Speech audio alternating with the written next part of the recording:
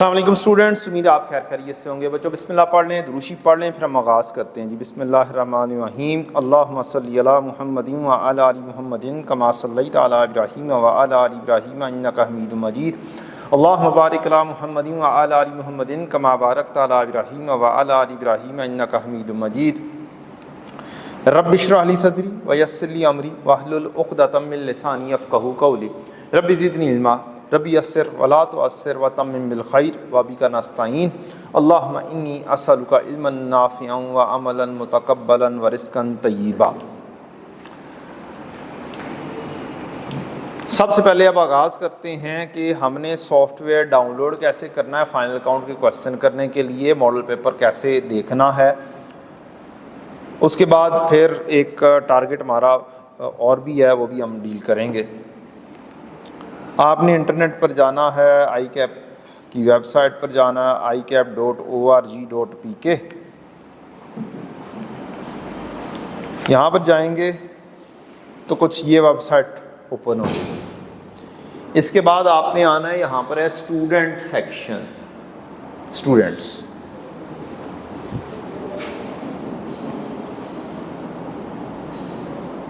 अगर मैं बात करूँ थोड़ी सी एनलार्ज करके, तो ये स्टूडेंट्स लिखा हुआ है। इस स्टूडेंट्स के ऊपर जब आप जाएंगे तो ये ओपन हो जाएगा। Apply for examination, my profile, education and training scheme, study resources. तो आपने स्टडी रिसोर्सेज में जाना है। स्टडी रिसोर्सेज को क्लिक करेंगे तो ये सारी स्टडी रिसोर्सेज खुल जाएंगे। इन स्टडी रिसोर्सेज के अंदर आपसे रेलेवेंट क्या है, प्री रेक्विजिट कम्पिटेंसीज PRC, आपने इसको क्लिक कर देना है। ये क्लिक कर दिया तो ये आ गया। सबसे पहले scope of studies. Scope of studies क्या है, जो मैंने आपको कोर्स आउटलाइन दिखाया था। इसको अगर क्लिक करें तो यहाँ पर आपको 3-4 डॉक्यूमेंट्स मिल रहे हैं। Specific guidance of PRC examination and study material. तो आप इसके अंदर जाके ये चीज़ डाउनलोड करके देख सकते हैं कि स्पेसिफिक गाइडेंस क्या है, PRC का सिलेबस क्या है, assessment criteria of business writing and comprehensive skills ये क्या है। फिर आपकी बात आती है स्टडी रिसोर्सेज में मॉडल पेपर की। This is a thing you have to go for model paper. पहले नंबर पे गाइडेंस है how to run model paper, फिर आता है मॉडल पेपर्स, फिर ITA practice questions, financial statements. हर ITA के स्टूडेंट्स को ये वाला 2 प्रैक्टिस क्वेश्चन है लाजमी तौर पे करके जाने चाहिए। उसे पता होना चाहिए कि जब मुझे क्वेश्चन नजर आना है तो वो कैसा आना है, मुझे उस सॉफ्टवेयर पे खेलना है तो कैसे खेलना है। They should be used to for that. ये ऊपर वाला मॉडल पेपर आप क्लिक करेंगे तो एक डाउनलोडिंग होनी शुरू हो जाएगी। यह सादा मॉडल पेपर MCQs, जो 30-40 MCQs आपको आते हैं, 40 आते हैं, 40 MCQs जो आते हैं 2-2 मार्क्स के, वो इसके अंदर इस मॉडल पेपर में होगा। ये डाउनलोडिंग होनी शुरू हो गई, ये डाउनलोडिंग हो रही है। आप ITA प्रैक्टिस क्वेश्चन इसको क्लिक करेंगे तो फाइनेंशियल स्टेटमेंट्स वाला डाउनलोड होना शुरू हो जाएगा और ये चला जाएगा डाउनलोडिंग में। डाउनलोड जब हो जाएगा तो हमें नज़र आएगा। मैंने ITA का पहले से ही डाउनलोड करके रखा हुआ है, ये वाला प्रैक्टिस क्वेश्चन फाइनेंशियल स्टेटमेंट्स। इसको आपने क्लिक कर देना है। ये जिप फाइल है, ये हमने क्लिक कर दिया, ये ओपन हो जाएगा। अच्छा जी, ये जब ओपन हो जाएगा तो यहाँ पर एक आ रहा है असेसमेंट मास्टर के नाम से .exe फाइल। जब एनलार्ज नहीं हो रही कि मैं यहाँ पर इसको एनलार्ज करके दिखाऊं। असेसमेंट मास्टर ये यहाँ पर आना है, ये सारे फोल्डर्स के बाद वाली फाइल है असेसमेंट मास्टर्स। इसको करना है आपने क्लिक और ये सॉफ्टवेयर अपना काम करना शुरू कर देगा। ये चलना शुरू हो जाएगा, इसमें से डाउनलोडिंग होना शुरू हो जाएगी और ये ऐसे ही आपको नज़र आएगा। ये हर दफ़ा आपने जब भी काम करना है इसी तरीके से आप डाउनलोड करके रख लें। ये काम थोड़ी देर में करके आपको बता देगा कि कितना काम हो गया और ये 1 मिनट बाद हमें उम्मीद तो है कि ये सारा 100% हो जाएगा। Let's wait and see. Now it's loading. Mobile के ऊपर करने की कोशिश ना कीजिएगा, बेहतर है लैपटॉप के ऊपर ही करें। मोबाइल पे पता नहीं होता है कि नहीं होता, I don't know about that.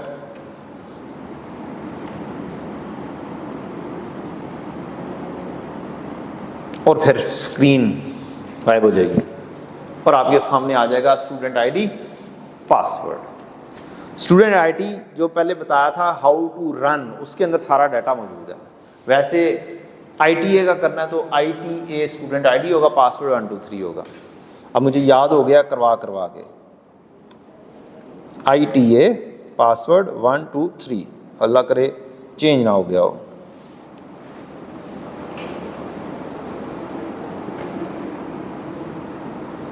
Now it is loading।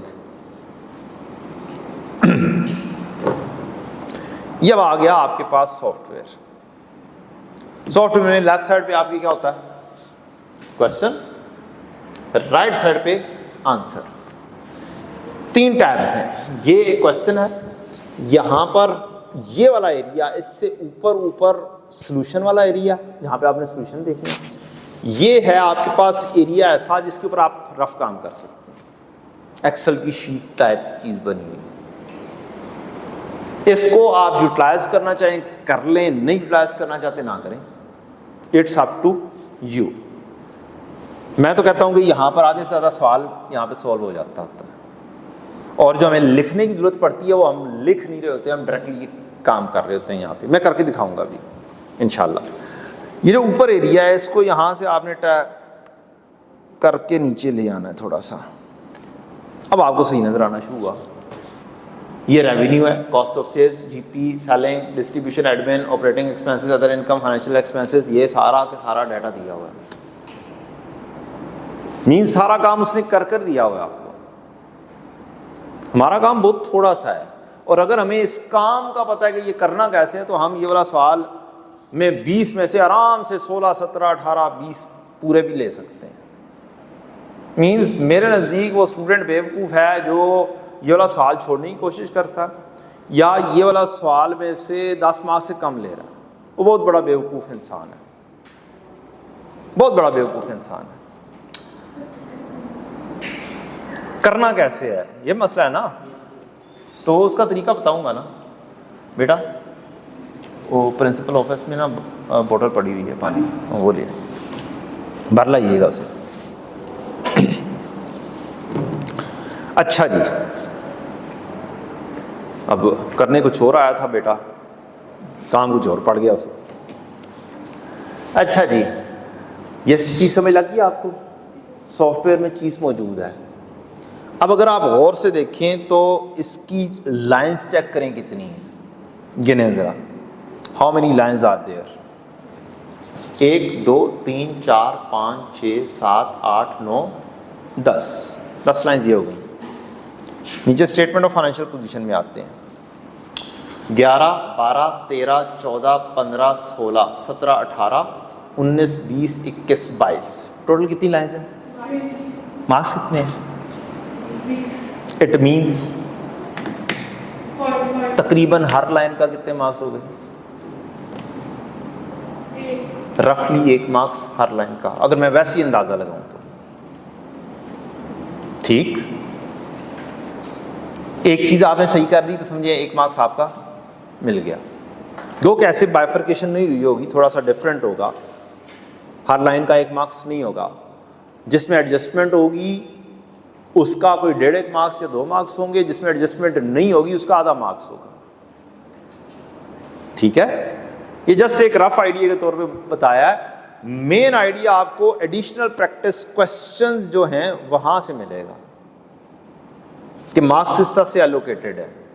जो हमें आई के अपने नए क्वेश्चंस दिए हैं एडिशनल प्रैक्टिस क्वेश्चंस, कोई लगभग फाइनल काउंट के 20 के करीब क्वेश्चन है, आई थिंक सो। वहाँ पे 20 है ना, ये 20 से ऊपर है।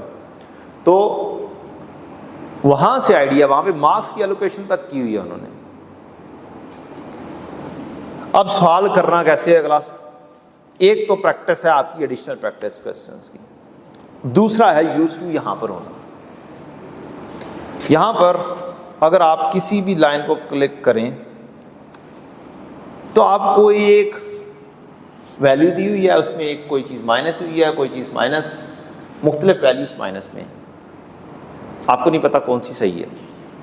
बिस्मिल्लाह पढ़ के लगाएंगे तो शायद सही हो भी जाए, शायद ना सही हो, लेकिन हमें बिस्मिल्लाह पढ़नी ज़रूर है, लेकिन रिलाय बिस्मिल्लाह पर करना भी है, और बिस्मिल्लाह पर रिलाय तब होगा जब आप सही तरीके से पढ़ा होगा।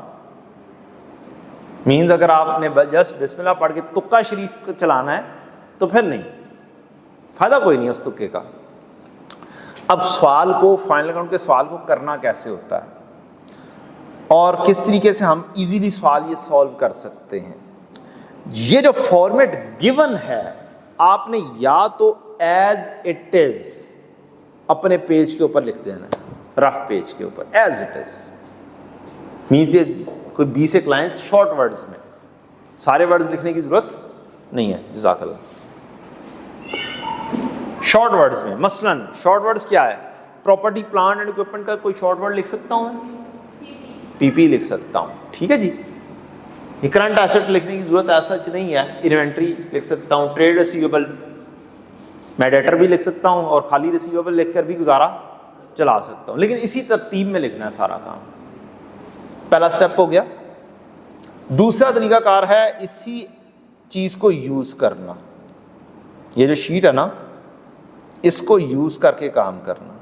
अब इसको कैसे यूज करना है?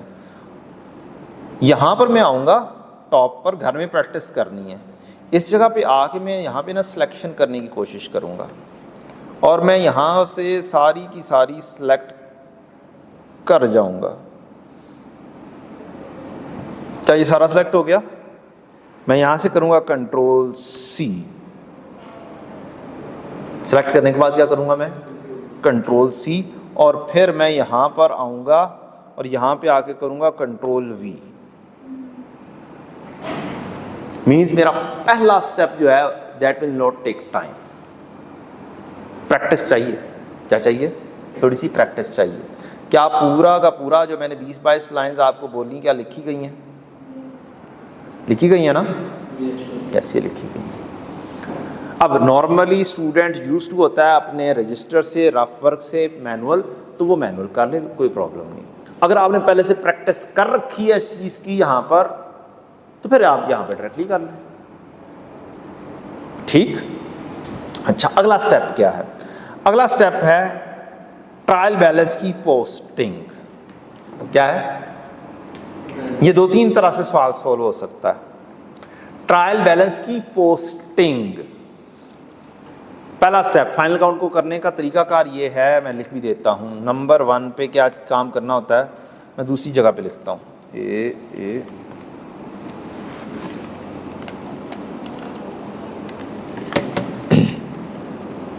टाइम चूंकि बहुत शॉर्ट रह गया हमारा,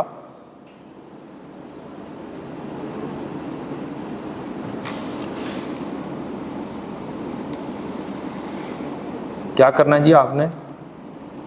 पहले नंबर पे ट्रायल बैलेंस की पोस्टिंग करनी है रेलेवेंट प्लेसेस पर।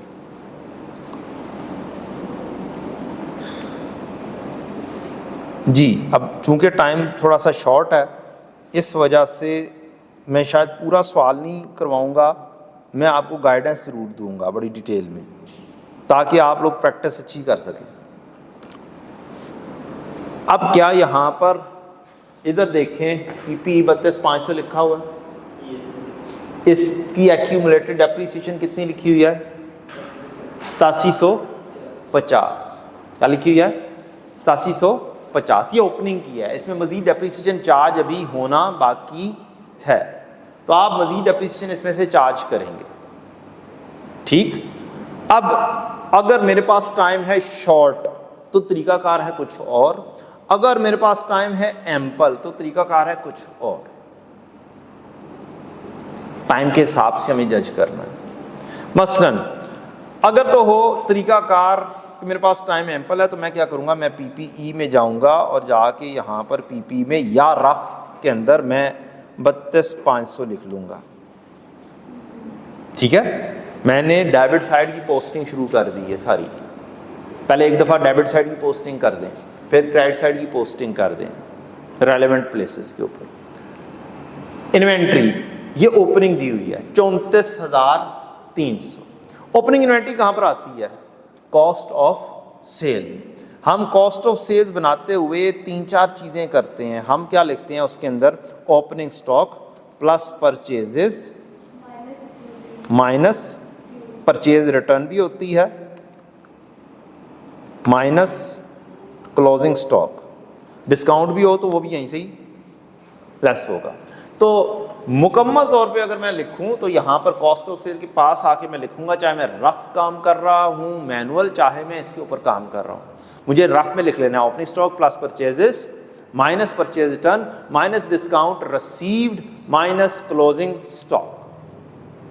अब ओपनिंग स्टॉक है 34,300, 34,300, इसमें परचेजेस ऐड होनी है। ट्रायल बैलेंस में से परचेजेस देख सकते हैं, या तो तरतीब से चलते जाएं या परचेजेस ढूंढ लें। 49,800 है, 49,800 ये ऐड होनी है। ये अब गलती हो गई, ओपनिंग था कितना 34,300 प्लस 49,800। कोई यहाँ पे परचेज रिटर्न भी तो नहीं है, नहीं है। अब इसका मतलब है सिर्फ मेजरली मेरा क्लोजिंग स्टॉक का वर्क करूंगा तो मेरी कॉस्ट ऑफ सेल्स पूरी हो जाएगी, ऐसा ही है, ठीक। उसके बाद क्या चीज आ रही है, ट्रेड रिसीवेबल 36,800, ये 36,800 आ रहे हैं। ये मैं कहाँ पे जाके पोस्ट करूंगा, एसेट्स में, रिसीवेबल में 36,800 किधर गया, ये आ गया। एक ही कॉलम आपने सेट करना है, जिसमें भी आपने काम शुरू कर दिया वही वाला कॉलम बस आपने चूज करके उसी के अंदर सारा काम करना है बस।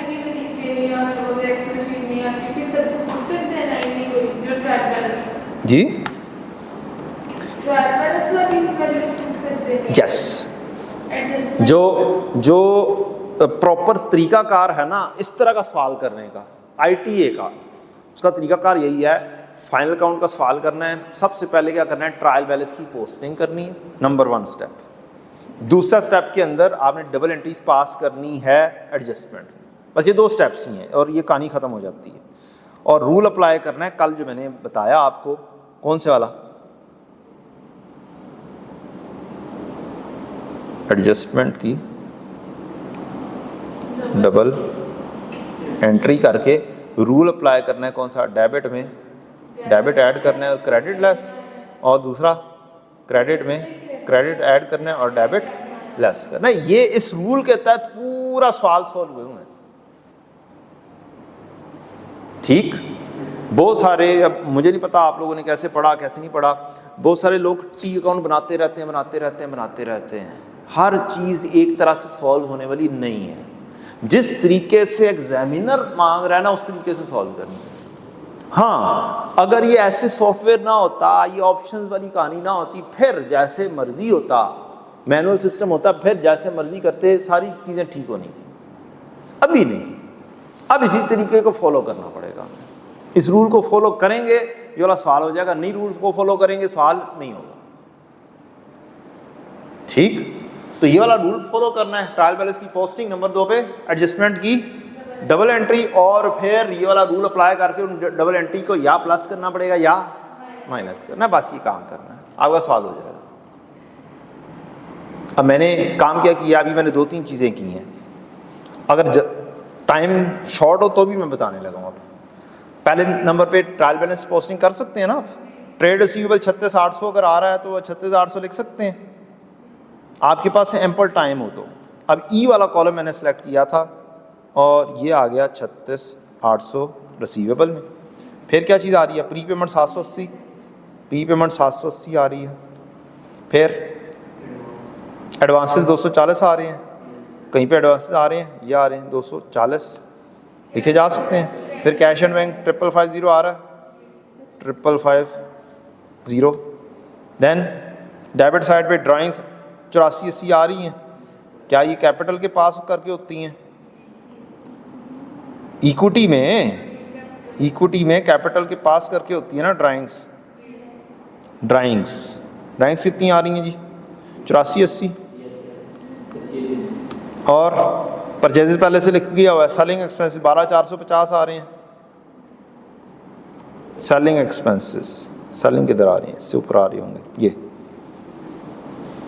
12,450। उसके बाद कौन से एक्सपेंसेस हैं?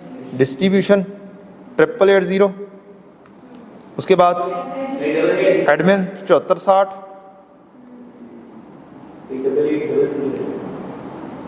डबल एट डबल ज़ीरो लें जी 7460। और फिर इंटरेस्ट और बैंक इंटरेस्ट फाइनेंशियल चार्जेस के अंदर जाता होता है 450। ये डेबिट साइड सारी लिखी गई तरतीब से, ठीक। उसके बाद आपने क्रेडिट साइड लिखनी है। एक्यूमुलेटेड डेप्रिसिएशन कहाँ पे लेस होगी? पीपीई के अंदर से लेस होगी, ऐसे ही है। पीपीई में जाएंगे और आप, अब मज़े की बात, अगर इस सॉफ्टवेयर को यूज़ करना है ना, सॉफ्टवेयर में और एक्सेल में थोड़ा सा फ़र्क है। जो एक्सेल है, एक्सेल के अंदर हम F2 दबाते हैं और यहाँ पर मज़ीद लिखा जाना शुरू हो जाता है, ठीक। यहाँ पे ऐसा नहीं है, यहाँ पे हमें इस जगह पर जाके क्लिक करना पड़ेगा, माउस से लेके जाएं इस जगह पर, इस जगह पर ये FX लिखा हुआ है इसके साथ, इसमें से आप लेस कर दें -8750। अब आप लिखेंगे तो लिखा जाएगा। अब यहाँ पर ये F2 करने की कोशिश करेंगे, नहीं लिखा जाएगा और डिलीट हो जाएगा। बात क्लियर हो गई? तो सॉफ्टवेयर को खुद सीखा होगा ना पहले से, तो आप इसमें काम कर सकते हैं, नहीं तो नहीं कर सकते। Otherwise it would not be useful for you. Otherwise manually काम करें, 20 लाइन्स को लिखें शॉर्ट वर्ड्स में, और फिर ट्रायल बैलेंस पोस्ट करें, फिर डबल एंट्री पास करें, और फिर साथ साथ सॉफ्टवेयर में डील करें, ठीक। अच्छा, क्रेडिट साइड पोस्टिंग की जाए तो 8750 लिखा गया, 60395। ये किसका है? कैपिटल का। कैपिटल नीचे जाके होगा गालिबन, ये आ गया 60395। मैं एक दफ़ा पूरा लिख दूं, फिर मैं मज़ीद आगे गाइडेंस देता हूं आपको, शॉर्टकट भी सिखाता हूं। 60395, loan 17500, 28740, trade and other payable 28740, फिर क्या जी? रेवेन्यू है और रेंट इनकम है 181,100, रेवेन्यू आ गया 181,100, रेंटल इनकम और अदर इनकम 1125, अदर इनकम 1125। पहला स्टेप हो गया आपका, कौन से वाला? ट्रायल बैलेंस का पोस्ट कर, ठीक। अब आपने देखना है कि मेरी एडजस्टमेंट किस किस चीज़ में नहीं है। क्या जो थोड़े थोड़े से मार्क्स होते हैं, 0.5 मार्क्स, ये कीमती होते हैं कि नहीं होते? बहुत कीमती होते हैं ना। कोई काम किए बगैर अगर नंबर हासिल हो जाएं तो ये ज़्यादा अच्छी बात है, या काम करके नंबर हासिल किए जाएं? किए बगैर, यानी कि आसान आसान मार्क्स पहले अचीव कर लो, ठीक। हल्का सा गो थ्रू करना है कि ये एडजस्टमेंट है किस किस चीज़ की। Cash and bank balance included bank overdraft 1490, एक ये एडजस्टमेंट आ गई कैश की। डेप्रिसिएशन प्रॉपर्टी प्लांट इक्विपमेंट की 10% ऑन स्ट्रेट लाइन बेसिस है।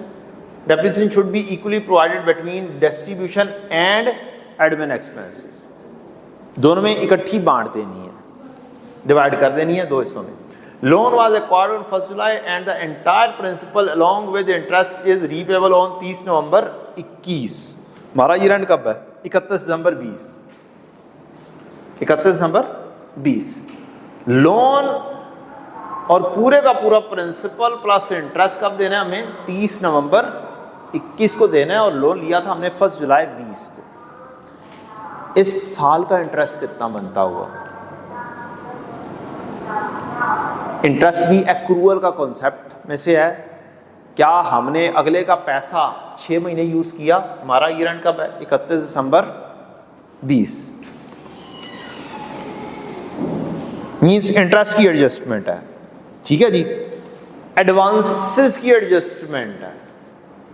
Machine was given on quarterly rent, इतने रिसीवेबल इन एडवांस, ये रेंटल इनकम से रिलेटेड एडजस्टमेंट है। प्री पेमेंट में शामिल है इतना, कॉस्ट ऑफ क्लोजिंग इन्वेंट्री इतनी है, मींस क्लोजिंग स्टॉक की एंट्री। अब अगर मैं ये ढूंढना बैठूंगा किस किस में एडजस्टमेंट नहीं है तो काम गड़बड़ हो सकता है, ऐसे ही है कि नहीं? ये देख सकता हूं किस किस में आसान एडजस्टमेंट है और मुश्किल एडजस्टमेंट किस में है, बताएं जी। आसान एडजस्टमेंट जी,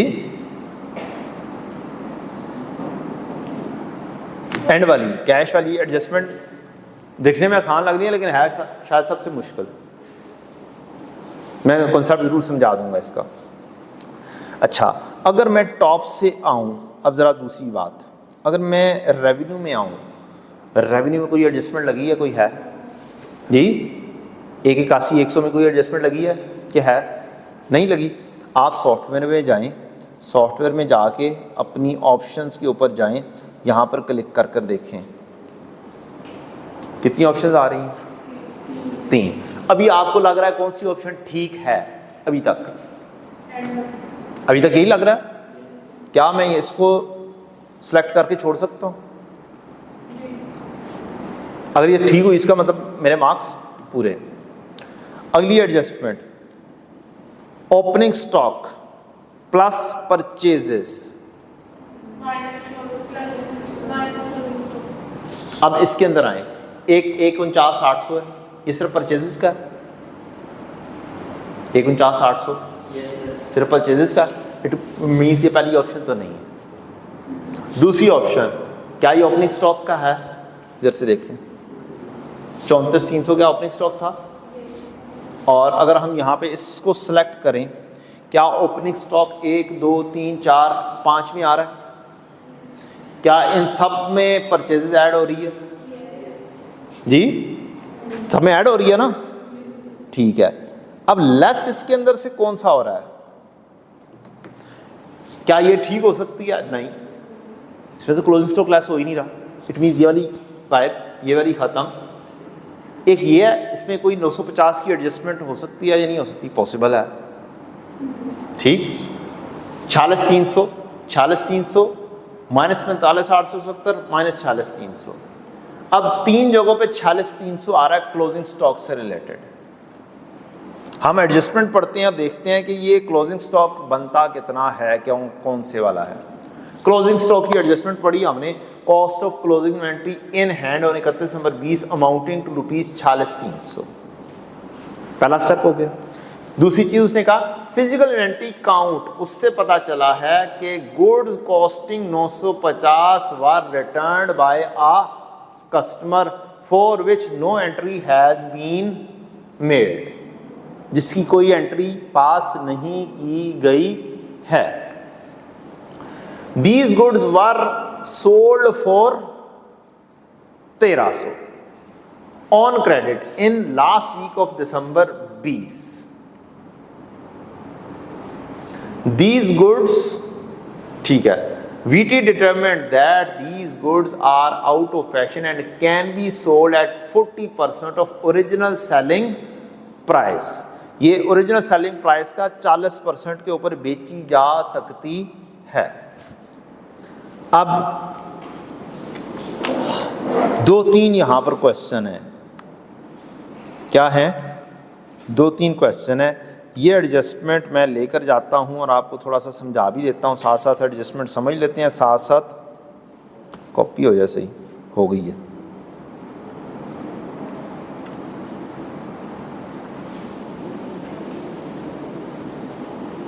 इन्वेंट्री का रूल, इन्वेंट्री का रूल क्या जी? क्या होता है बेटा? Yes, lawyer of cost and NRV।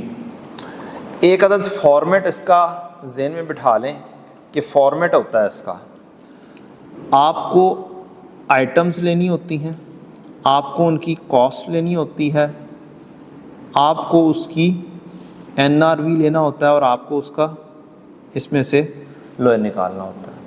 अब हमारे पास आई है cost of closing inventory in hand, कितनी है? 46,300।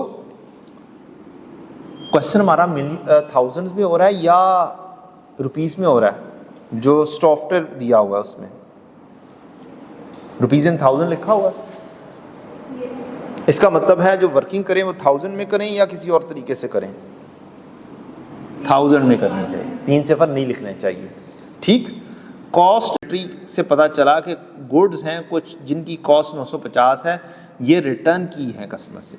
अब 46,300 टोटल कॉस्ट है।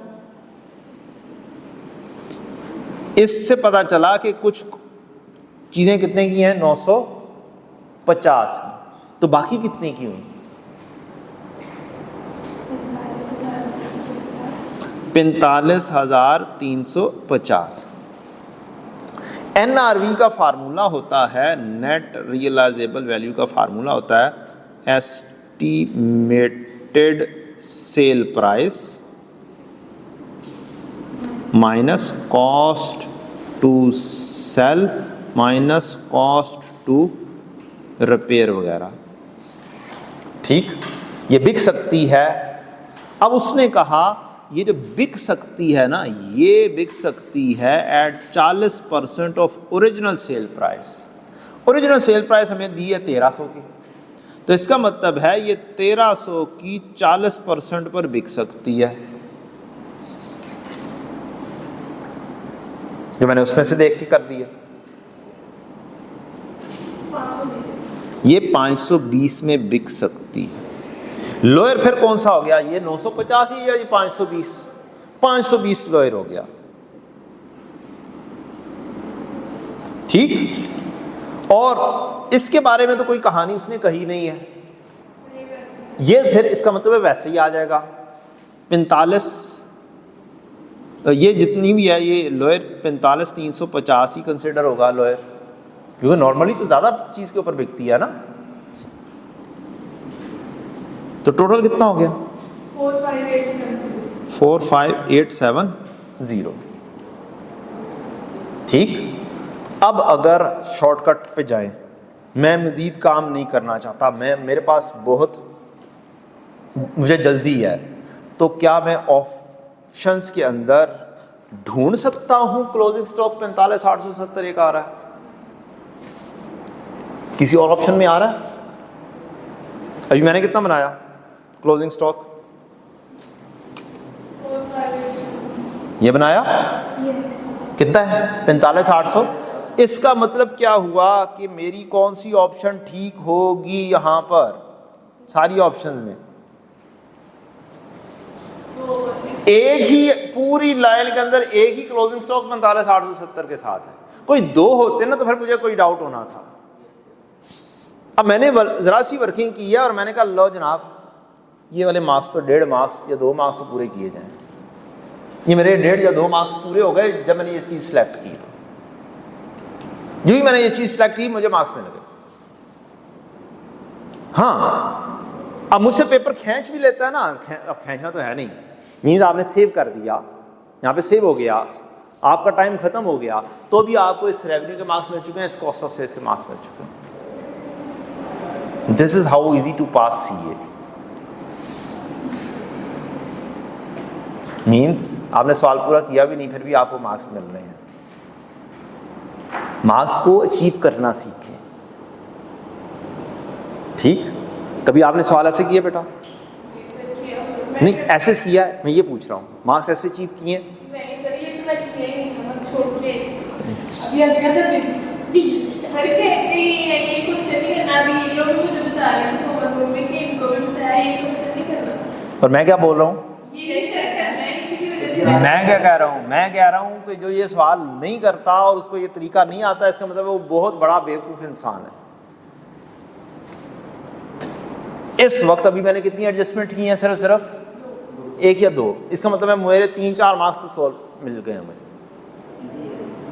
It's very easy. आपके पास तो ऑप्शन है। जब हमने करना होता था हमारे पास कोई ऑप्शन नहीं होती थी। इससे आगे जाएंगे, R1 में जाएंगे, कोई ऑप्शन नजर नहीं आनी, खुद करना सारा। उसका तरीकाकार डिफरेंट है, यहाँ का तरीकाकार डिफरेंट है। नहीं, वो मैनुअल है, सारा मैनुअल। ये खाम खा का वो आपको एक जिसे दाना डाला गया है कि ये बहुत आसान काम है, MCQ बहुत आसान काम है। ये MCQ ज़्यादा मुश्किल होते हैं। तो इंसान क्या करता रहता है वहाँ पर बैठ के? सिर्फ MCQ को देखता रहता है और ये कहता है यार ये तो होना ही नहीं है, टैली नहीं होना, लिहाजा करो ही ना। और मैं क्या कह रहा हूँ?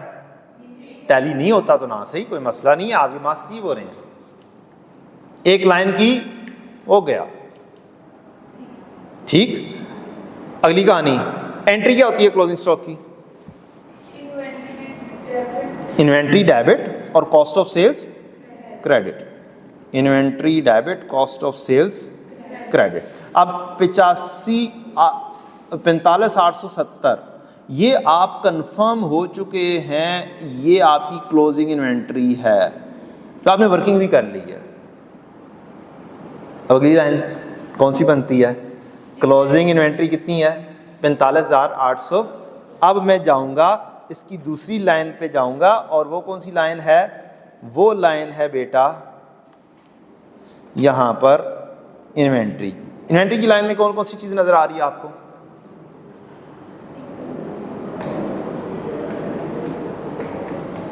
इसमें से कौन सी सही है?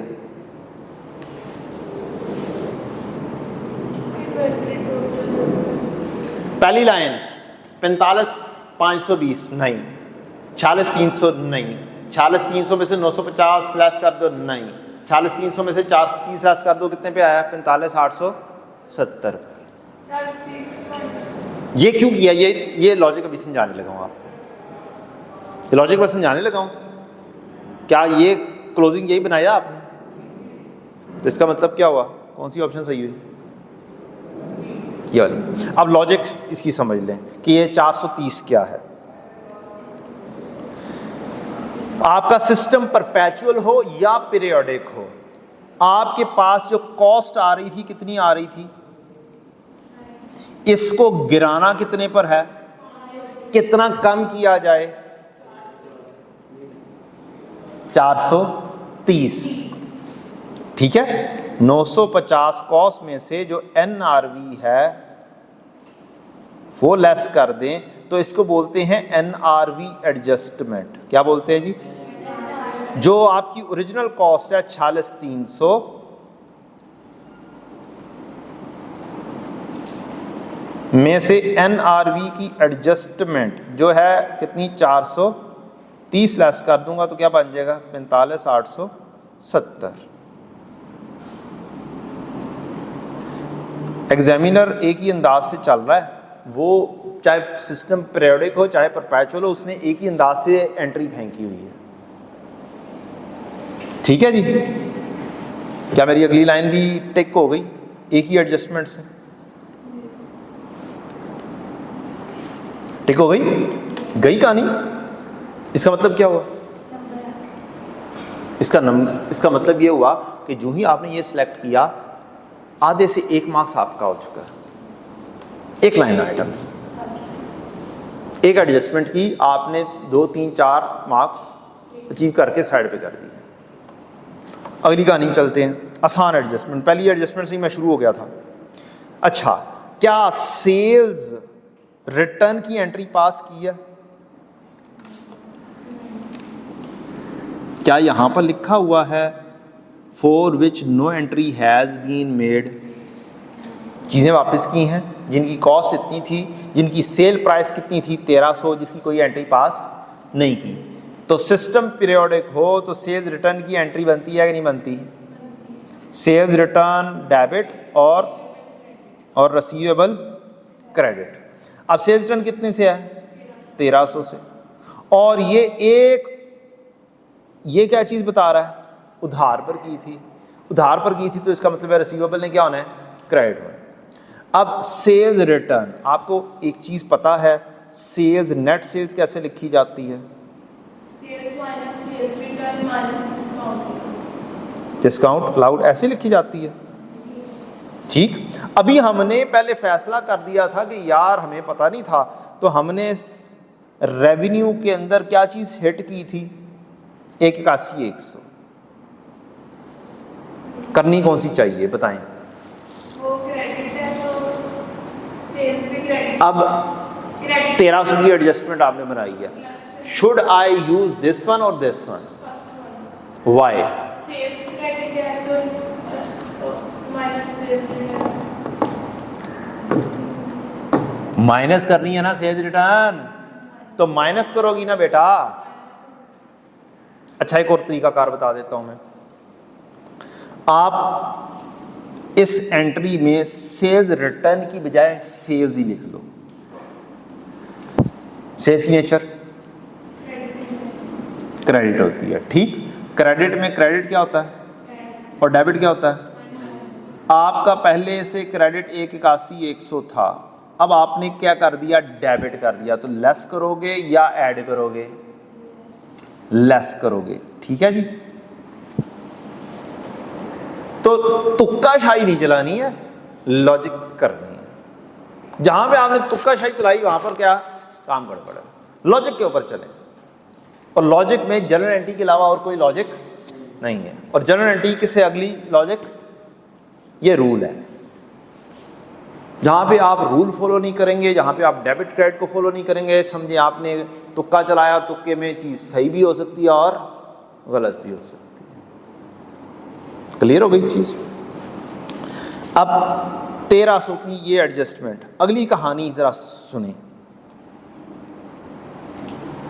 आपका दिमाग थोड़ा सा चलना चाहिए।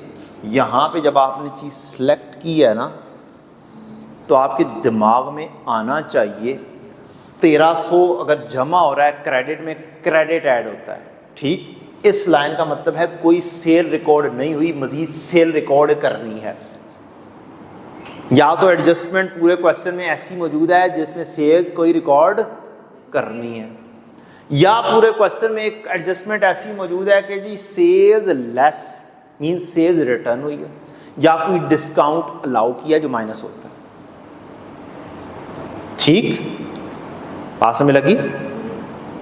तो ये भी दिमाग काम करना चाहिए, ऐसे नहीं हिट कर देना है कि 81 को। साथ सोचना है आपने, क्या बोला कि there is a possibility of an adjustment of 1300, और अगर आपने क्वेश्चन में 1300 की एक वैल्यू पढ़ ली है तो समझो कहानी इससे रिलेट कर सकती है, और आप कोई ना कोई एडजस्टमेंट क्या कर रहे हैं? मिस कर रहे हैं, ठीक है। तो ये एक बहुत बड़ा फायदा है आपके लिए ऑप्शंस वाला। आपने पेपर दिया बेटा, क्या ये वाला सवाल भी खोल के देखा था या नहीं? देखा था, बस तुक्के लगाए थे, किया नहीं था, ऐसे ही प्लस माइनस ही, ठीक। अब अगली कहानी क्या है? तुक्का नहीं लगा, ठीक है। ठीक है, आपको नहीं पता था, अब पता चल गया डेबिट क्रेडिट का रूल, पता चल गया कैसे करना है। अब अगर तुक्का चलाना कहानी गड़बड़ है, अब नहीं चलना चाहिए तुक्का, ठीक है। अब बिस्मिल्लाहिर्रहमानिर्रहीम प्लस प्लस प्लस प्लस ये क्या, ये वाला काम नहीं होना चाहिए। अब बोले बेटा कौन सी ऑप्शन सही है? ये वाली सेकंड वाली। अब ये तुक्के के बगैर है, ये सही है। नाउ यू आर 100% कन्फर्म कि आपकी सेल भी ठीक हो चुकी है, आपकी कॉस्ट ऑफ सेल भी ठीक हो चुकी है, और आप आराम से इस जीपी के मार्क्स भी ले सकते हैं। जीपी के मार्क्स होते हैं? बिल्कुल होते हैं। क्या इसके अंदर कोई ऑप्शन है? इसमें कोई ऑप्शन नहीं है। तो बेटा जो सी चीजें भी सिलेक्ट कर ली है ना, एंड पर दोनों का डिफरेंस लेके यहां पे लिख दो। सेल कितनी है? 179,800, और कॉस्ट ऑफ सेल्स है 138,230। यहां से सिलेक्ट करके पूरी वैल्यू देख लें। 41570 41,570। बस आपने ये लिखा और आगे चले। आपने एडजस्टमेंट कर दी कौन से वाली? सेल से रिलेटेड। अब एंट्री क्या पास की थी? सेल या सेल्स रिटर्न डेबिट और रिसीवेबल क्रेडिट। अभी इसको एडजस्ट करना है एसेट्स में। एसेट की नेचर क्या होती है? डेबिट है। डेबिट में अब ये एंट्री क्या आई है? क्रेडिट या डेबिट? तो डेबिट में से क्रेडिट क्या होता है? माइनस होता है। रूल समझ लग गया? उधर भी जाके 1300 क्या होना है? माइनस होना है। अब आप रिसीवेबल में जाएंगे और रिसीवेबल का ट्रायल बैलेंस से बेशक रिसीवेबल देखें कितना आ रहा है? 36,800। ये रिसीवेबल आ रहा है 36,800। अब हम जाते हैं और रिसीवेबल को ठीक करते हैं। हमेशा डबल एंट्री पूरी रखनी है। कौन सी वाली सही है देख के बताएं। क्या एक ही एडजस्टमेंट आ रही है? मैं पूछ रहा हूँ क्या सिर्फ एक ही एडजस्टमेंट आ रही है या 2-3 आ रही हैं, प्लस माइनस आ रही हैं?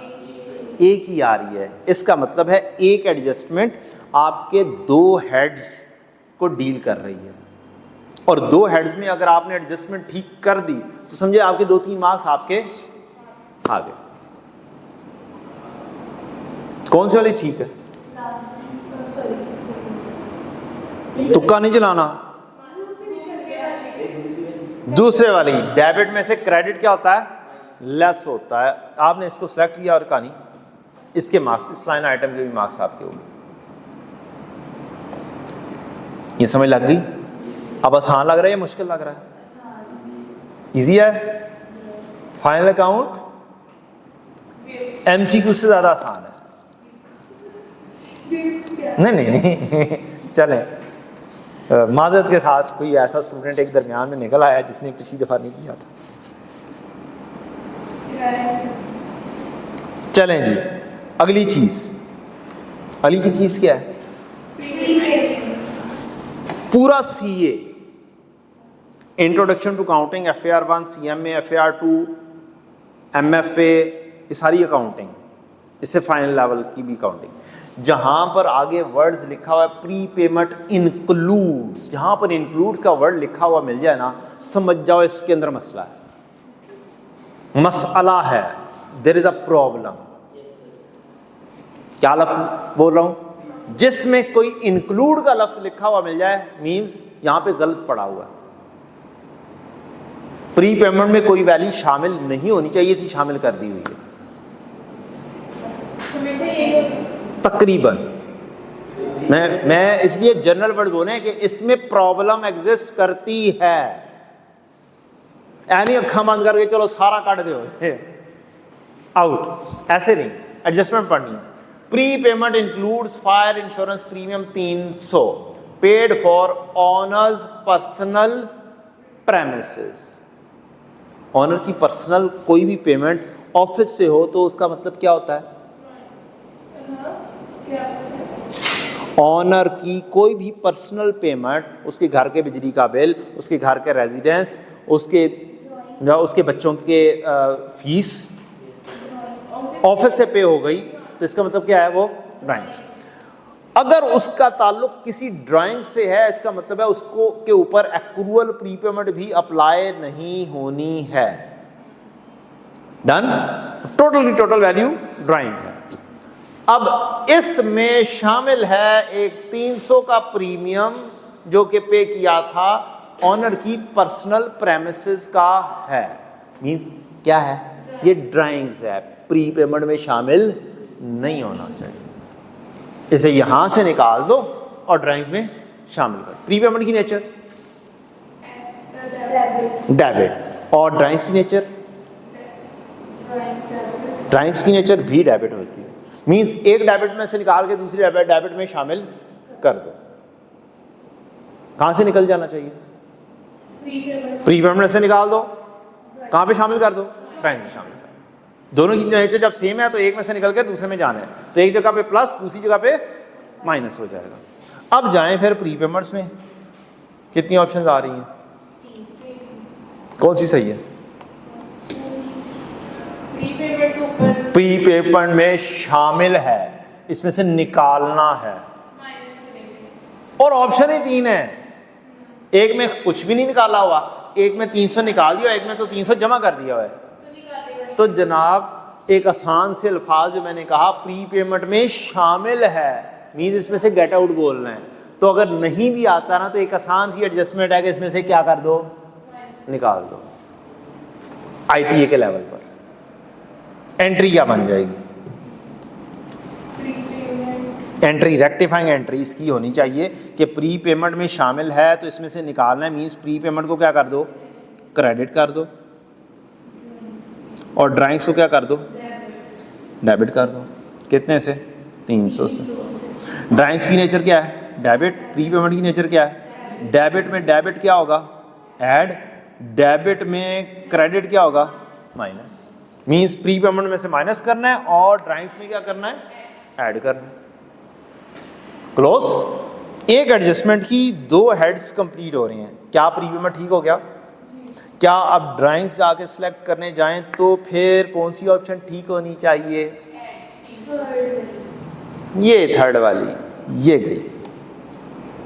अब आपने जो ही ये एडजस्टमेंट की, समझ लें आपने वंस अगेन कितने मार्क्स अचीव कर लिए, 2 मार्क्स तो कंफर्म हो गए। ठीक। और अगर मैं ऐसे ही कोई 4, 5, 6 एडजस्टमेंट ठीक कर देता हूं और 2 लाइन आइटम्स को डील कर देता हूं तो इसका मतलब क्या हुआ, मेरे 12-14 मार्क्स तो कोई मुश्किल है ही नहीं इसमें, और 10 मार्क्स चाहिए पासिंग होने के लिए इस क्वेश्चन के, 20 में से 10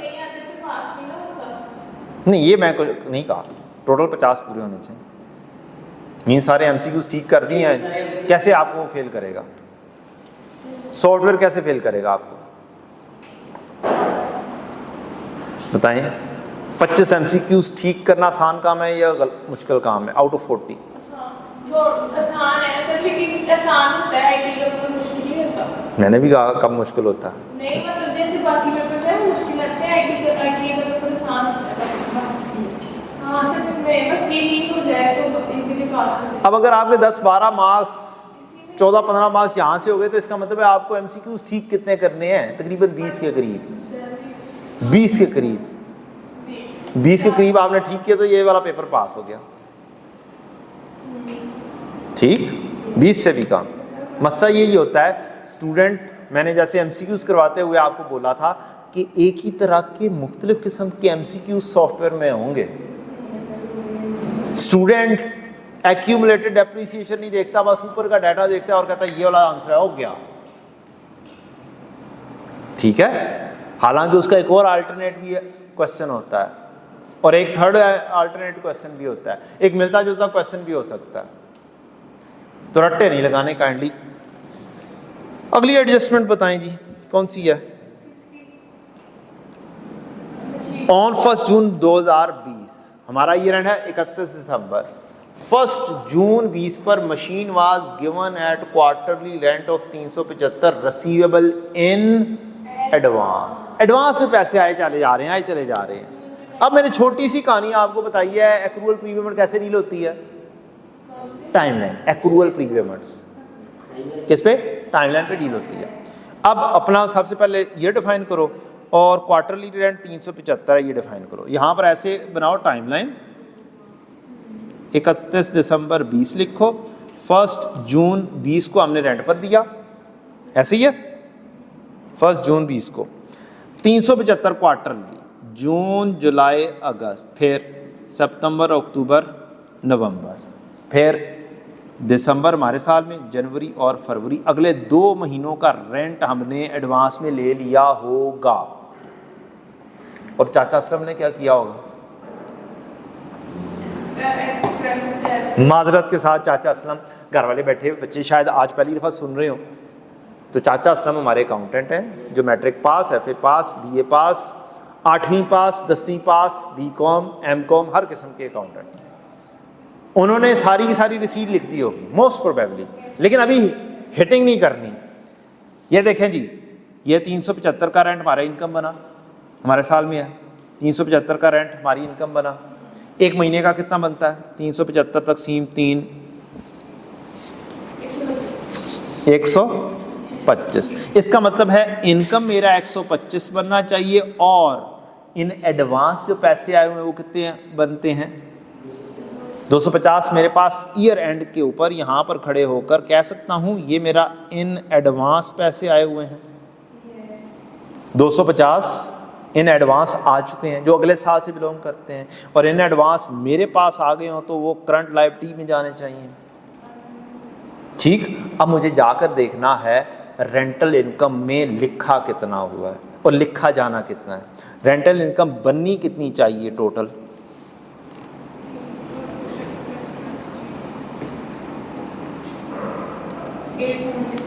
ये टोटल बननी चाहिए हमारी 875 इनकम होनी चाहिए और 250 हमारी करंट लायबिलिटी होनी चाहिए। ठीक, ये हमने फाइनल क्लोज कर लिया। अब जाकर देखेंगे हमारे पास सॉफ्टवेयर में ट्रायल बैलेंस में इनकम कितनी लिखी हुई है। चाचा असलम जो ही कैश रिसीव करता है क्या करता है, कैश डेबिट और इनकम क्रेडिट कर देता है। ठीक है जी, हमारी बननी कितनी चाहिए, 800 समथिंग, 875 इनकम 875 बननी चाहिए ना। और अगर टोटल देखें तो कितनी आई है, टोटल कितना हो गया दोनों का जमा करें तो क्या 1125 ही हो रहा है,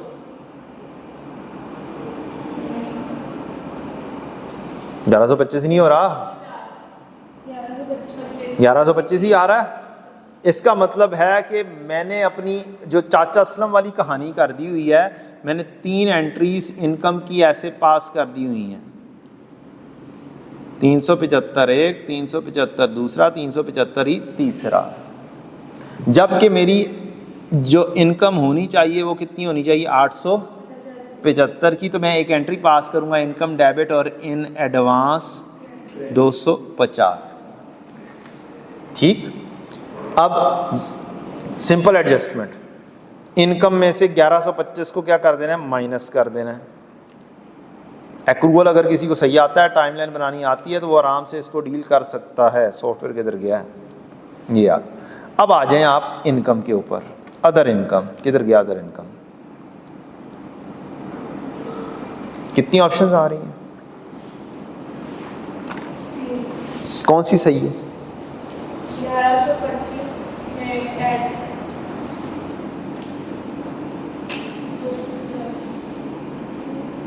कोई हाल नहीं है ऐसे। इनकम क्रेडिट और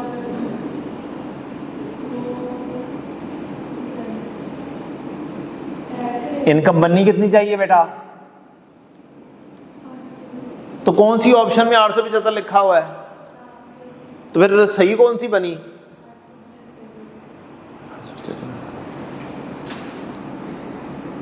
ये आपकी ठीक हो गई। पहले इनकम ऑलरेडी चाचा असलम ने लिखी दी हुई थी 1125, ये ज़्यादा लिखी हुई थी, इसमें से क्या कर दो, माइनस कर दो 250, इनकम डेबिट होगी। क्रेडिट में से डेबिट क्या होता है, माइनस होता है। एंट्री अभी बनाई ना, इनकम डेबिट इन एडवांस, कल भी यही पढ़ाई है एंट्री, इनकम डेबिट और इन एडवांस। और चाचा असलम वाला काम यहाँ पर भी हो रहा है, ज़्यादातर जगहों पे चाचा असलम वाला काम हो रहा होगा। कुछ एडजस्टमेंट ऐसी हैं जिसमें उसके उलट चल रहा होगा, कुछ और चल रहा होगा। तो 1125 में से 250 माइनस कर दिया, मेरा 875, ये ठीक हो गया। अगली कहानी, क्या यहाँ पर इन एडवांस लायबिलिटी में कहीं पे आ रहा है, किस में हो सकता है, इनकम इन एडवांस, हाँ इनकम इन एडवांस किस में हो सकता है, क्या शॉर्ट टर्म लोन में हो सकता है, क्या इंटरेस्ट पेबल होगा, क्या बैंक ओवरड्राफ्ट होगा, नहीं, ट्रेड एंड अदर पेबल में एडजस्टमेंट फेंकी होगी। 250 ऐड अप होना चाहिए, देख के बताएं।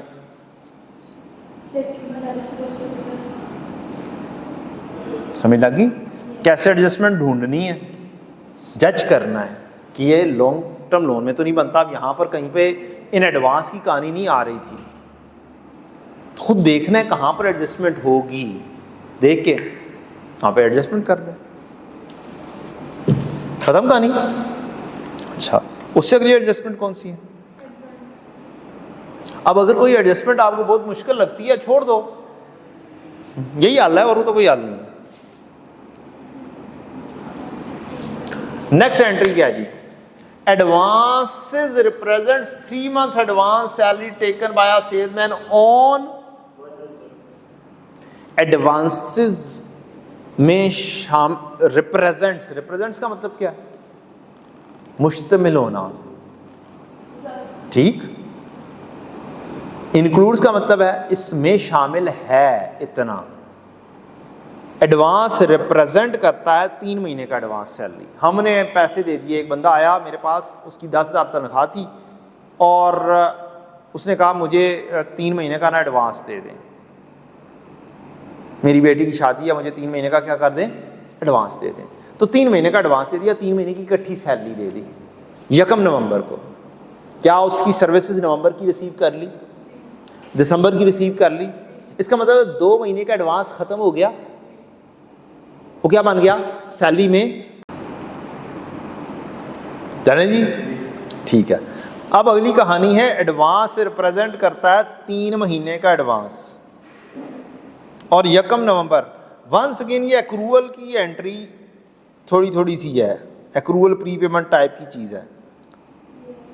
आप आधे से ज़्यादा जो एडजस्टमेंट है ना वो डील किससे कर सकते हैं, टाइमलाइन से। ये आपका साल आ गया 31 दिसंबर 20, यहाँ पे हमने एडवांस दिया था 1 नवंबर को, ठीक, 3 महीने का, यानी कि नवंबर, दिसंबर और जनवरी। अब ये 2 महीने का तो एडवांस ख़त्म हो गया ना, सर्विसेज ले ली, इसका मतलब है यहाँ से ये निकल जाना चाहिए एडवांस में से। तो एडवांस एक एसेट है, एडवांस को क्रेडिट कर दो और सैलरी एक्सपेंस को क्या कर दो, डेबिट कर दो। अब एडवांस देखना पड़ेगा एडवांस है कितना, क्योंकि एडवांस रिप्रेजेंट्स करता है। तो एडवांस है जी हमारा 240 का, मीन्स 80 80 और 80।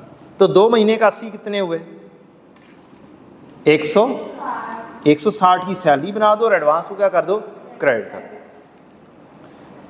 अब हम जाएंगे सॉफ्टवेयर में जाके एडवांसेस की तरफ बढ़ेंगे और एडवांसेस में जाएंगे और कहेंगे जनाब कौन सा सही है, बाकी कितना रह जाना चाहिए, एडवांस सिर्फ 1 महीने का रह गया 80, ये ऑप्शन गई। दूसरा सैलरी, अब सैलरी देखनी है कौन सी जगह पर फाल कर रही है, किस में जानी चाहिए सैलरी, चांसेस किस में है, सेलिंग में, डिस्ट्रीब्यूशन या एडमिन में। देख लो एडजस्टमेंट कितने की बनी, 100, आपको नहीं पता कहाँ की, सेलिंग में जा रही है 160 आ रही है, क्या एडमिन में भी लिखी हुई है 160, नहीं लिखी हुई, तो फिर कहाँ पे जा रही है भाई, सेलिंग। जमा होना चाहिए माइनस होना चाहिए, लॉजिक के साथ बात करनी है मेरे साथ, डेबिट एंड क्रेडिट के रूल के तहत। एक्सपेंस डेबिट किया था, एडवांस क्रेडिट किया था। डेबिट में डेबिट क्या होता है, ऐड होता है, लिहाजा ये वाली ऑप्शन ठीक। देखा ना, मैंने तो कहा था प्लस ही होना है, मैंने लॉजिक पूछी है वहीं पे, बस काम खत्म। बाजू का टीचर जो है ना, सही चीज बच्चा बोल रहा होता है लेकिन टीचर जज कर रहा होता है ये बस एम ही बोल रहा है, पता कुछ नहीं ऐसे, ठीक। अंदाज से पता चल जाता है जब झूठ बोलना भी हो ना तो भी कॉन्फिडेंस के साथ बोलना चाहिए ना।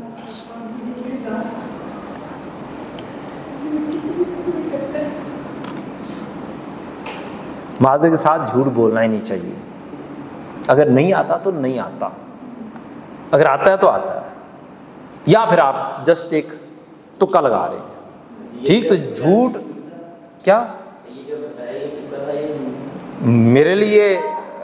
मेरे लिए ये सही था, इधर तुक्का था, नहीं झूठ नहीं है, मैं वैसे बता रहा हूं, मैंने जो अल्फाज बोले कि अगर झूठ बोलना है जरा कॉन्फिडेंस के साथ बोले, उसकी निगेशन कर रहा हूं कि बेटा जी झूठ बोलना ही नहीं चाहिए।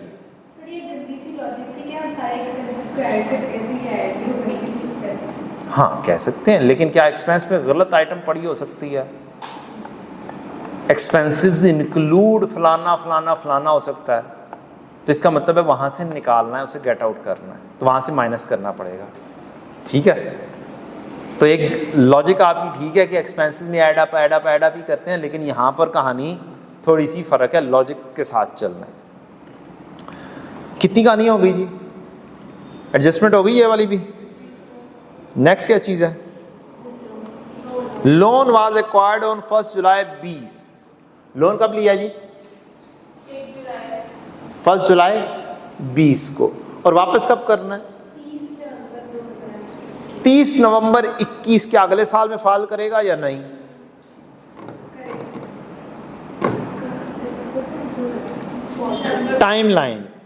टाइमलाइन इज द की, ये है 31 दिसंबर 20, यहाँ पर है 31 दिसंबर 21। अगर तो लोन रीपे करना है यहाँ पर तो ये क्या बनेगी, करंट लायबिलिटी, और अगर इसने रीपे होना है इस जगह पर तो ये क्या बन जाएगी, नॉन करंट लायबिलिटी। अब ये वाला लोन मेरा करंट लायबिलिटी में जाना चाहिए या नॉन करंट में, बस ये जजमेंट करनी है। अभी मैंने कहाँ पे लिखा हुआ है, कहीं पे भी नहीं लिखा हुआ। मेरा सॉफ्टवेयर में लोन था कितना, 17,500 का लोन है। कितना है, तो ये 17,500 का जो लोन है ये फिर करंट लायबिलिटी बनता है non current liability,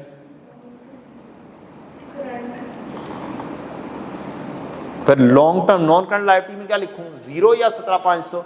17,500 long term में सर अभी क्या डिसाइड किया है, करंट है नॉन करंट, करंट, तो फिर नॉन करंट में क्या हुआ 0, और करंट में जाएं शॉर्ट टर्म लोन में कितना आएगा 17,500। 10 इतनी से एडजस्टमेंट थी और कुछ भी नहीं था इसमें। सर एक बात, जी बेटा, अगर उसने सोचा हो कि ये लॉन्ग टर्म लोन सोच रहे उसने वो किया तो बेटा, सोचने से बात नहीं बनती है। जो लोन का डिसीजन करंट और नॉन करंट का वो अपने ईयर एंड के ऊपर बैठ के देखते हैं। मसलन फॉर एग्जांपल अगर मैंने 17,500 का लोन लिया होता और ये किस्तें होती, क्या होती, किस्तें होती। मसलन ये किस्त जारी होती 2500 की और एक किस्त मैंने अगले साल 2500 देनी होती, तो बाकी कितना बच जाता 15,000। तो इसका मतलब है ये किस्तों के हिसाब से अगर चलता तो 15,000 मैंने फ्यूचर में देना है, तो ये 15,000 नॉन करंट लायबिलिटी बनी और एक किस्त देनी है अगले साल, तो ये क्या बनती करंट लायबिलिटी। तो फिर 2500 और 15,000 की बाइफरकेशन होती। फिर आपके पास 3 लाइन शायद आ रही थी, 0, 2500, 17,500,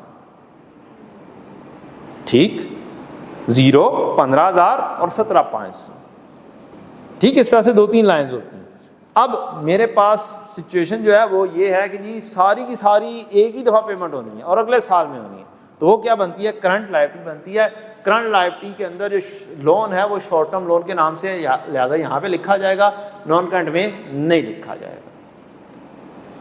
जनरली ये सबसे आसान एडजस्टमेंट में से था। डेप्रीसिएशन 10% पर चार्ज होगी स्ट्रेट लाइन पर, यह भी दूसरी आसान एडजस्टमेंट थी। डेप्रीसिएशन एसेट की वैल्यू कितनी है, 32,500, ये उसकी कॉस्ट है। स्ट्रेट लाइन है, सीधा सीधा सा 32,500 का 10% 3250 बना। 3250 को आपने 2 हिस्सों में बांटना था, किस पे, इक्वली डिस्ट्रीब्यूशन में और एडमिन में बांटना है। तो 3250 का आधा कितना हुआ 1625। इसका मतलब क्या हुआ, इसका मतलब ये हुआ कि जोन से दूसरे एक्सपेंसेस हैं डिस्ट्रीब्यूशन, इसके अंदर 1625 मजीद ऐड होना चाहिए है। आ रहा है, तो ऐड एक ऑप्शन ये हो जाएगी, एडमिन में भी 1625 ऐड होना चाहिए है, ठीक। Depreciation debit, accumulated depreciation credit. Accumulated depreciation opening में कितनी आ रही थी 8700, इसमें मजीद एक और एंट्री ऐड हो गई होगी। क्रेडिट में क्रेडिट क्या होता है, ऐड। 8750 जमा 3250 कितने हुए 12,000।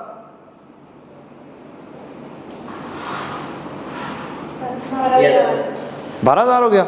अब जाके ऑप्शन चेक करें कौन कौन सी आ रही हैं पीपीई में।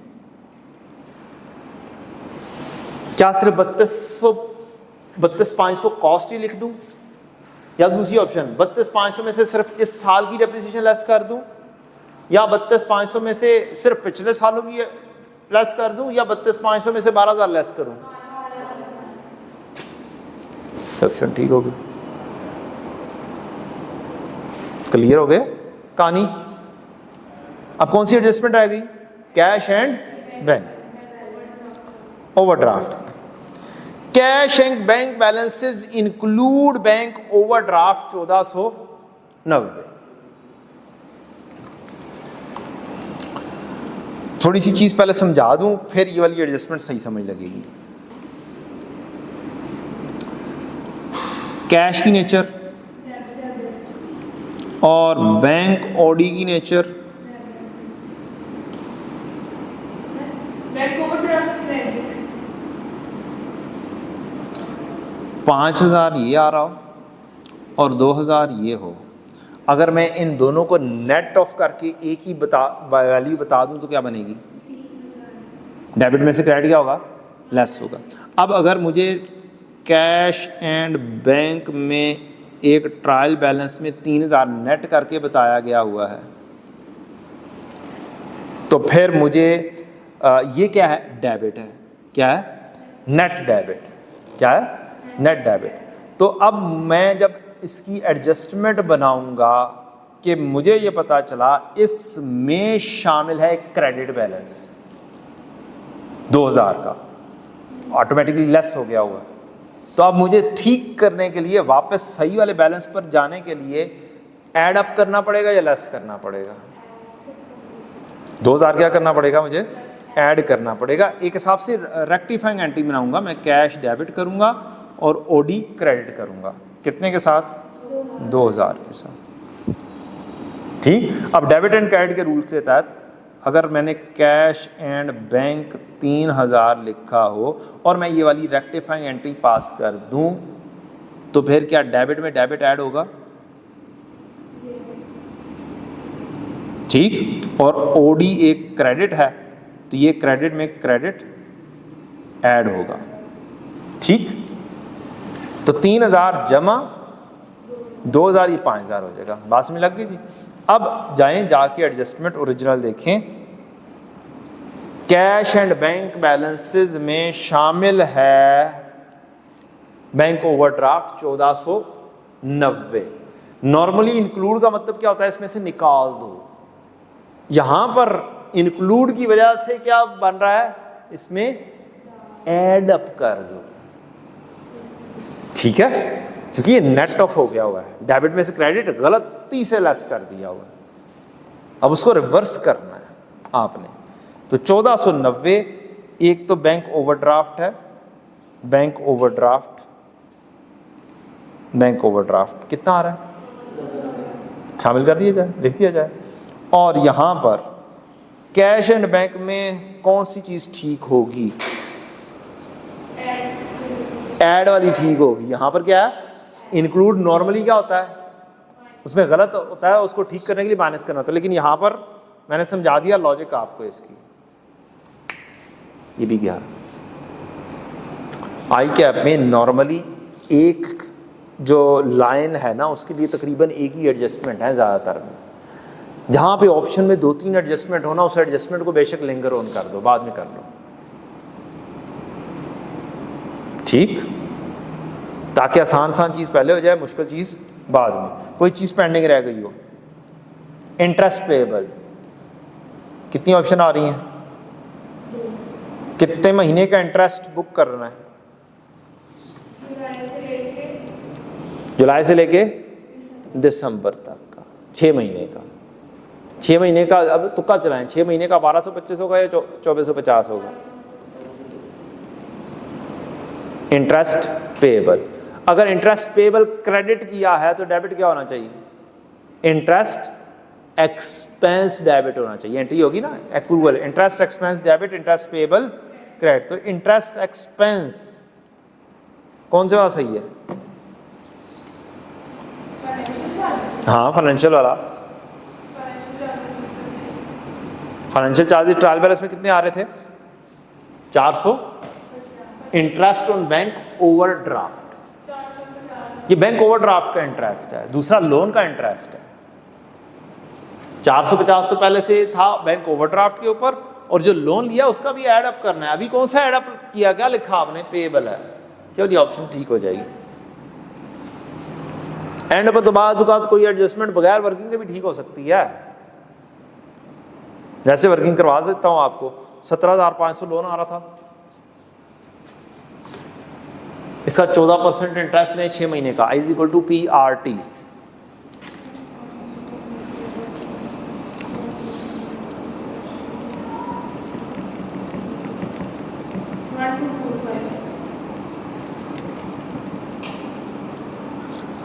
ठीक है जी, वही वाली चीज़ आ गई। तो बाज़ औक़ात तो ज़ुबानी कलामी भी जजमेंट हो सकती है।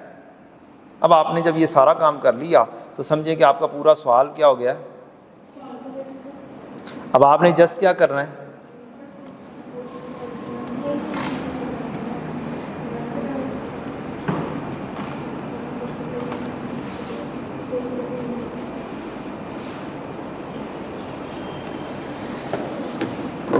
बेटा जी ये क्या आ गया, जीपी।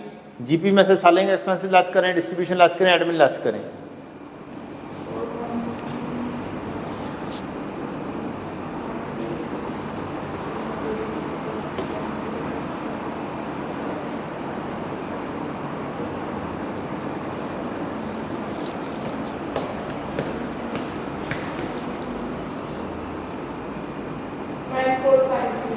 नाइन 9450 ये ऑपरेटिंग प्रॉफिट बन जाता है 9450।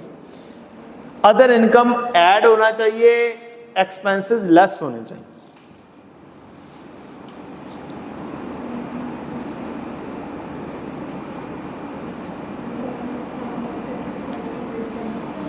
हैं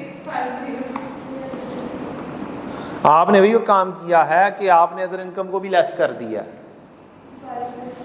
ठीक है। Other income add, expenses less. 8650 क्या प्रॉफिट आया? क्या प्रॉफिट कैपिटल में ऐड होता है? 865, ठीक। अब कैपिटल कहां पर से ढूंढोगे? ट्रायल बैलेंस में लिखा होगा कहीं पे कैपिटल, क्या नहीं लिखा हुआ? किधर लिखा हुआ? 6395 ये लिखा हुआ है, 60,395। तो यहाँ पे आप लिख देंगे 60,395। Capital add profit less drawing करोगे तो टोटल इक्विटी बनेगी।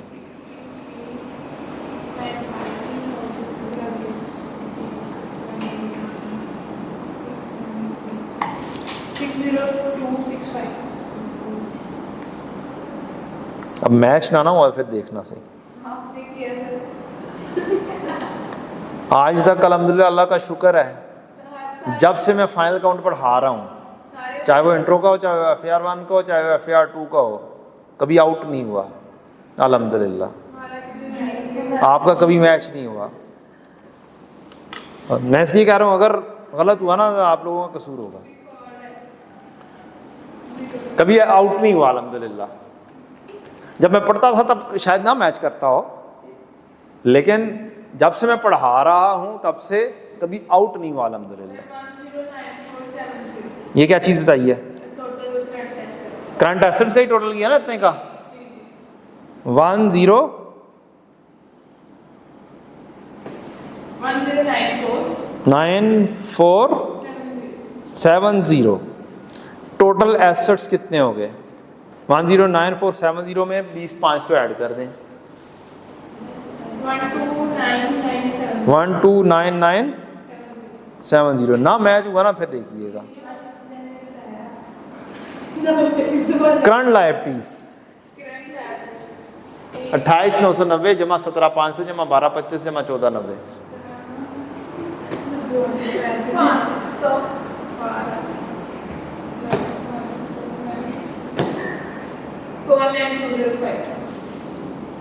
टोटलिंग का भी एरर हो जाता है, बच्चे टोटलिंग का एरर करके टीचर को के ऊपर ब्लेम डाल देते हैं।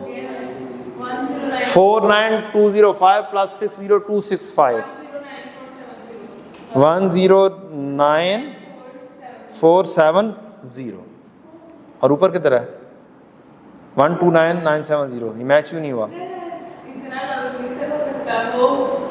आपने लिखवाया मुझे, पहले 20,500 भी तो ऐड नहीं कर दिया था। पता नहीं सर, इतने से को टोटल करना है।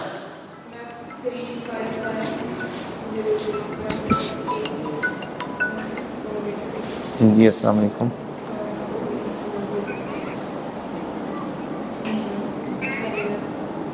हेलो, सर वो भी 8897 हाँ देखा ना, गलत हो गया ना, देखा ना। आपको 20 कर दिया था 109,470 मैच हो गया, पहले नहीं हो रहा था। ले जी ब्रेक करते हैं। क्या हो गया ये 100% मैच हो गया और शॉर्टकट तरीके से हो गया कि कैसे करना चाहिए आप सबको। एक बात बताइए सर, जी अगर ऐसा हो कि हमारी बैलेंस शीट टैली हो जाए मुबारक हो। और हमने इसमें कुछ गलत लिखा हो, मतलब कहीं के एक्सपेंस कहीं डाले, ऐसा वो बेटा अब आप ये देखें, मैंने दरमियान में एक आधी चीज जहां पर कंफ्यूजन थी, क्या मैंने देखा एग्जामिनर कहाँ पे लिखा हुआ है, कैन यू सी दैट? क्या दो एडजस्टमेंट में जाके दोनों जगहों पे तो नहीं ऐड अप कर देगा 160, वो एक जगह पे करेगा, ठीक? तो लिहाजा आपको देखना है कि कौन सी जगह पे है। सर अब 5 वाला पे चलेंगे कि प्रोफेशनल का भी एक रहेगा मैं देख लूंगा, थोड़ी देर बाद ब्रेक करते हैं, उसके बाद जो आपका